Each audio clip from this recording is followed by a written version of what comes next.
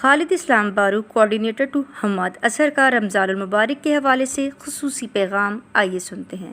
سماجی کارکن عدیل شہزاد اور چودھری عبد الماجد نے بھی ان کے اس پیغام کو سراہا۔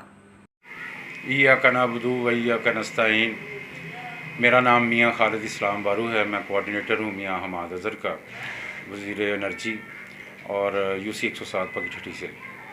سب سے پہلے تو آپ سب لوگوں کو بہت بہت رمضان کی مبارک ہو کہ اللہ تعالیٰ نے یہ پاک مہینہ ہمارے نصیبوں میں لکھا اور آج ہم اس رمضان کی برکتیں سمیٹ رہے ہیں۔ اس کے بعد میں آپ سے بات کرنا چاہتا تھا مہنگائی کے بارے میں کہ پچھلے کچھ مہینوں سے سال سے شور تھا بہت مہنگائی کا کہ مہنگائی کنٹرول نہیں ہو رہی، خان صاحب مہنگائی کنٹرول نہیں کر رہے۔ خان صاحب نے اور پنجاب حکومت نے مل کر یہ جو جمعہ بازار کھولے ہیں، ان میں رمضان میں خاص طور پہ وہاں پہ لوگ جا رہے ہیں اور ماشاءاللہ ہر طرف سے بہت اچھی رپورٹ آ رہی ہے۔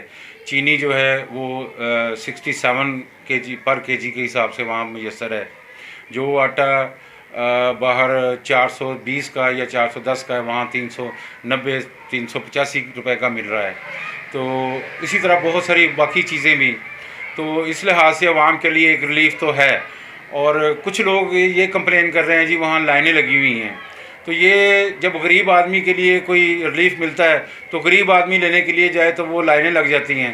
امیر آدمی کسی مون مارکیٹ میں وہاں کوئی شاپنگ سینٹر میں کوئی سیل لگ جائے تو وہاں اتنے بڑے لوگ وہاں لائنوں میں لگ جاتے ہیں۔ تو ہم نے تو صرف اپنی روٹی روزی کے لیے غریبوں نے لائنوں میں لگنا ہوتا ہے، تو وہ بھی ظاہر ہے یہ 4 10 15 20 دن رمضان کے ہیں، انشاءاللہ تعالیٰ یہ بھی نکل جائیں گے۔